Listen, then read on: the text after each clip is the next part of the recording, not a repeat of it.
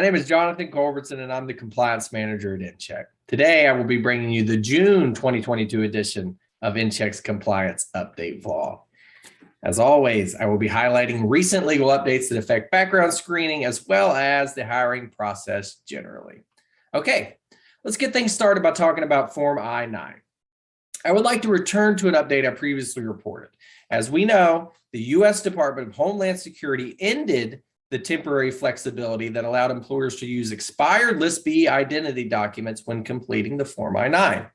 But as a reminder, employers that accepted expired List B documents between May 1st, 2020 and April 30th, 2022 must update their Form I-9s by July 31st, 2022 if the employee is still employed and the expired List B document was not extended.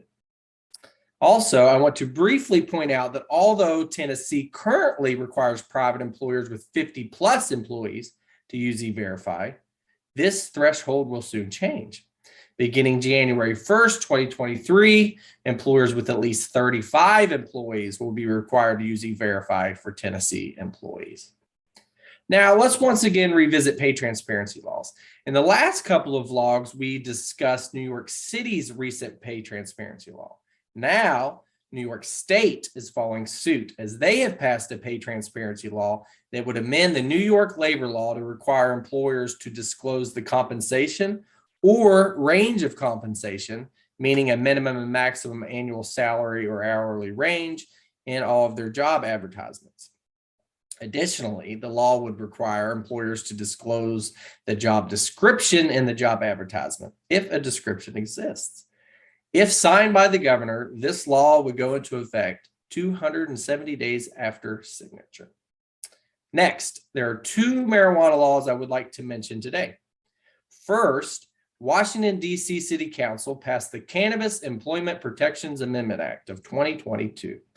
The act prohibits employers from refusing to hire or terminating an individual based upon the individual's use of cannabis, the individual's status as a medical cannabis program patient, or the presence of cannabinoid metabolites in the individual's bodily fluids in a drug test without additional factors indicating impairment.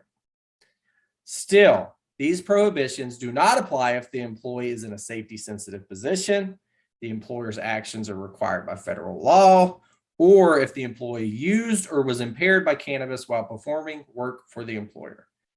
The act is currently awaiting signature by the mayor. Okay, the other marijuana law I wanted to mention today involves Connecticut. And in June 2021, Connecticut passed a recreational marijuana law that prohibits employers from taking adverse action against a prospective employee because of the prospective employee's use of cannabis before that individual was employed by the employer.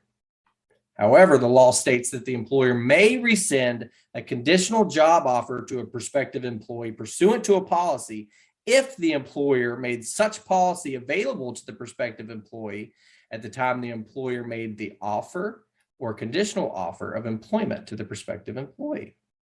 I wanted to revisit this law because these employment protections become effective July 1st, 2022. Last, we will conclude today's video by briefly discussing a recent court case. In Johnson versus Winco Foods Holding, plaintiffs alleged that they should be compensated for travel expenses relating to taking a drug test as part of a contingent job offer. The Ninth Circuit Court of Appeals disagreed.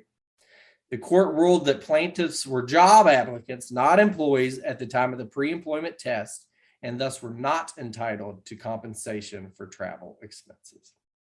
Well, that wraps up the June 2022 compliance updates.